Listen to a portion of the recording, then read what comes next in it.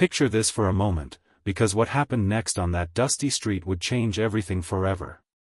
A rugged mountain man named Jedediah Cole stood frozen at the edge of the stagecoach stop that morning. He had traveled 3 long days down from his cabin just to meet a woman he had never seen. The letter in his coat pocket promised a hard-working widow, plain and practical, ready for frontier life. But when the stagecoach door creaked open, a vision stepped down that stole the breath from every man watching. Her golden hair caught the sunlight, and her traveling dress looked far too fine for a mountain settlement. Jedediah's hand instinctively drifted toward his rifle, because something about this moment felt deeply and dangerously wrong. Stay with me here, because this story only gets stranger the further you follow it down that trail. The whole town seemed to hold its breath as the stranger's eyes locked onto the bewildered mountain man. And in that frozen second, neither of them said a single word, though both clearly wanted to run. Jedediah had written to the matchmaking agency nearly 6 months earlier, desperate and lonely after years alone in the wilderness. He had described his simple life honestly, admitting he owned little more than traps, a horse, and stubborn pride. The agency promised him a sensible bride named Margaret Hale, a woman fleeing hardship back in St. Louis. Nothing in those letters mentioned golden curls, a silk parasol, or the confident stride now crossing the platform. The woman before him carried herself like someone accustomed to ballrooms, not blizzards or the smell of wood smoke. Every rancher and shopkeeper on that street had stopped whatever they were doing just to stare at her. Jedediah swallowed hard, his mouth suddenly dry as sun-bleached bone under the unforgiving Wyoming afternoon heat. He glanced down again at the crumpled letter, checking the name printed there against the woman standing before him. Something didn't add up, and every instinct he'd sharpened over years of hunting told him to be careful. Trust me, folks, this is exactly the kind of twist that keeps frontier history endlessly fascinating to uncover. You're supposed to be Margaret, Jedediah finally managed, his voice rough from disuse and creeping suspicion. The woman offered a tight, practiced smile, the kind that hides far more than it ever reveals. I am Margaret, she said carefully, though her eastern accent didn't match anything in those humble letters. Jedediah studied her gloved hands, noticing they lacked the calluses any hard-working widow would surely have earned. Her boots, too polished and expensive, looked like they'd never once touched honest mountain dirt or gravel. A ripple of murmurs spread through the gathered crowd, everyone sensing the same uneasy feeling Jedediah felt. The stagecoach driver refused to meet anyone's eyes as he hurriedly unloaded her single leather trunk. That nervous behavior alone told Jedediah something significant had happened somewhere along that long, dangerous journey west. He decided, against every screaming instinct, to bring her home anyway and demand answers along the way. Because whatever secret she carried, Jedediah intended to uncover the truth before nightfall reached his mountain cabin. The ride back toward his isolated homestead stretched nearly 4 hours through winding, rocky mountain passes. Neither spoke much at first, the silence broken only by creaking wheels and distant hawks circling overhead. Finally, the woman confessed her real name was Eliza Marsh, not Margaret Hale as the papers claimed. She explained that the real Margaret had fallen gravely ill just days before departing from St. Louis. Desperate and out of options herself, Eliza had taken her place, fleeing troubles of her very own. Jedediah's jaw tightened as he processed this stunning admission, his trust shattering with every passing mile. What kind of troubles, he demanded, his tone sharper than he'd intended toward a frightened stranger. Eliza hesitated, glancing nervously behind them at the empty trail winding through the darkening pine forest. She admitted a dangerous man back east believed she owed him money she could never possibly repay. Folks, you can probably guess this debt collector wasn't the forgiving type common in polite society. That confession changed everything Jedediah thought he understood about honesty, danger, and frontier survival instincts. He'd built his solitary life around self-reliance, never expecting a stranger's troubles to become his own burden. Yet something in Eliza's desperate eyes reminded him painfully of his own sister, lost years earlier to hardship. Against his better judgment, and against every warning bell ringing loudly in his weathered mountain man mind, he decided to help. "You'll stay until we sort this out," he said gruffly, refusing to meet her grateful, tearful gaze. Eliza thanked him quietly, though guilt clearly weighed heavy across her delicate, sunburned shoulders that entire evening. They reached his modest cabin just as darkness swallowed the last golden light behind distant snowy peaks. The fire crackled that night while Jedediah cleaned his rifle, listening carefully for any unfamiliar sound outside. Eliza sat quietly nearby, watching this rugged stranger who'd chosen kindness over caution without any real explanation. Little did either of them know, danger was already riding hard toward that peaceful mountain valley. 3 days passed in uneasy but growing familiarity between the reluctant mountain man and his uninvited guest. Eliza proved surprisingly capable, learning to churn butter, mend fences, and handle a rifle with quiet determination. Jedediah found himself softening, impressed by her willingness to work despite her clearly privileged upbringing back east. Evenings were spent trading stories by firelight, each slowly revealing pieces of loneliness they'd both carried silently. He learned she'd lost her family young, forced into a wealthy but loveless household that controlled her completely. She learned he'd buried a wife and child years earlier, the reason he'd retreated into these silent mountains. Their shared grief created an unexpected bond neither had anticipated when that stagecoach first rolled into town. But comfort proved fragile, because somewhere on the trail behind them, danger was closing in relentlessly. A grizzled bounty man named Tobias Wren had tracked Eliza's trail all the way from Missouri's riverboat towns. And he wasn't traveling alone, folks, which made this situation infinitely more dangerous for everyone involved. Wren arrived at the small mountain settlement on a gray, overcast afternoon, asking pointed questions at the saloon. He described Eliza precisely, offering coin to anyone willing to reveal where the golden-haired stranger had disappeared to.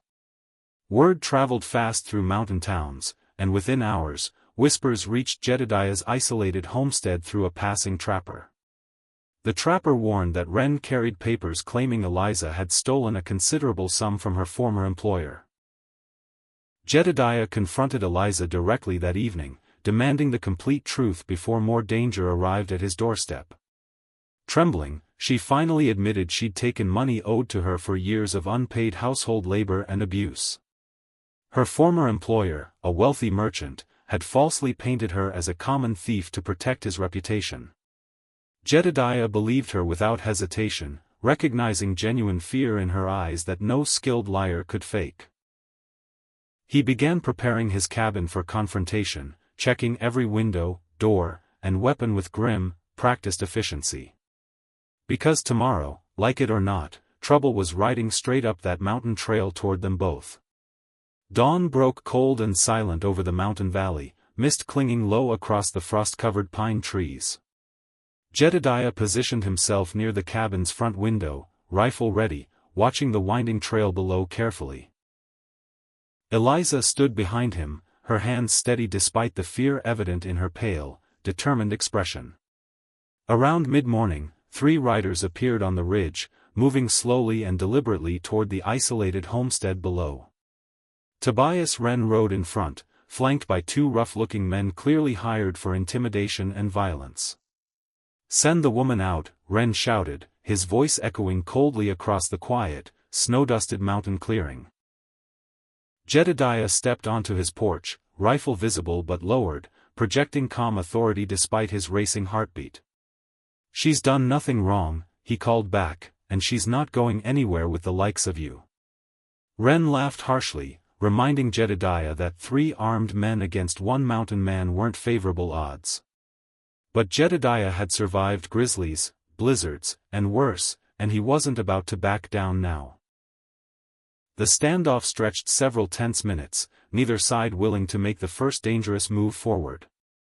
Then Eliza stepped out beside Jedediah, holding a folded document she'd kept hidden throughout their entire journey. It was a letter from her former employer's own accountant, proving the money had rightfully belonged to her. Wren's confident expression faltered slightly, realizing his simple bounty job had suddenly grown considerably more complicated. "That paper means nothing out here," he sneered, though his hesitation betrayed genuine uncertainty beneath the bravado. Jedediah raised his rifle slightly, making his position unmistakably clear to every man watching from that ridge. "You'll need to go through me first," he stated flatly, his voice carrying absolute, unwavering conviction.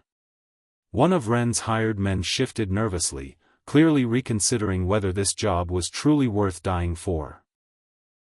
The mountain silence stretched painfully long, broken only by wind rustling through the surrounding towering pine trees. Everything hung precariously in balance, folks, and one wrong move could have ended everything right there. Wren finally lowered his own weapon slightly, calculating the odds now clearly stacked against his favor. "This isn't over," he growled, though everyone present understood he'd lost his nerve for direct confrontation. He turned his horse sharply, his two hired men following reluctantly back down the winding mountain trail. Jedediah watched them disappear over the ridge, refusing to lower his rifle until they'd completely vanished from sight. Only then did he finally exhale, releasing tension he'd carried tightly throughout that entire terrifying morning. Eliza collapsed against the porch railing, tears finally breaking free after days of forced, desperate composure. Jedediah wrapped a steady arm around her shoulders, offering silent comfort neither of them fully expected. "You're safe now," he said quietly, surprised by how naturally those protective words came to him. For the first time since stepping off that stagecoach, Eliza truly believed those words might actually be real. The mountain had tested them both, and somehow, together, they'd managed to survive its harshest trial. Word of the standoff spread quickly through nearby settlements, transforming Jedediah into something of a local legend. Some versions of the story grew wilder with each retelling, though the core truth remained satisfyingly consistent throughout. A mountain man had stood his ground against hired guns to protect a woman wrongly accused of theft. Eliza eventually sent proof of her innocence to authorities in Missouri, finally clearing her tarnished, stolen reputation completely. The wealthy merchant who'd falsely accused her faced his own reckoning once the truth became publicly known. Jedediah never regretted his impulsive decision to protect a stranger who'd stepped off that fateful stagecoach. Their unlikely partnership, born from confusion and mistaken identity, gradually deepened into something neither had expected to find. The real Margaret Hale, once recovered from her illness, eventually found her own happiness elsewhere entirely. But Jedediah always maintained that fate had sent him exactly the bride he was truly meant to have. Sometimes, folks, the biggest surprises turn out to be exactly the blessing you never knew you needed. Years later, settlers passing through that mountain valley still spoke of the cabin where the standoff occurred. Jedediah and Eliza built a life together, their homestead growing steadily alongside the thriving mountain community around them. She taught local children their letters, while he continued trapping and guiding newcomers through treacherous mountain passes safely. Their story became a quiet reminder that first impressions, however shocking, rarely tell the entire complicated truth. A stunning woman stepping off a stagecoach had seemed like nothing more than an unfortunate, confusing mix-up. Instead, it became the beginning of a partnership forged through danger, honesty, and unexpected mutual courage. The mountain man who once swore he'd never trust another soul found trust again in the most unlikely stranger. And the frightened woman fleeing false accusations found safety in the last place she ever expected to look. Their descendants still tell this story today, proof that the old frontier held countless tales worth remembering. That's the power of the Old West, folks, where danger and destiny always seem to ride together. So there you have it, the incredible true-to-legend story of the mountain man and his unexpected bride. If this tale of grit, danger, and unlikely love kept you on the edge of your seat, let me know. Make sure you hit that subscribe button so you never miss another thrilling story from the Old West. Give this video a like if you believe Jedediah made the right choice standing his ground that morning. And drop a comment below telling me what you would have done in his exact situation. Would you have trusted a stranger who wasn't who she claimed to be from the very start? Share this story with anyone who loves tales of courage, mystery, and the rugged American frontier spirit. There are countless more legends like this one waiting to be told on this channel every single week. Thank you for riding along with me through this incredible chapter of Wild West history today. Until next time, partners, keep your boots dusty and your curiosity for the frontier burning bright.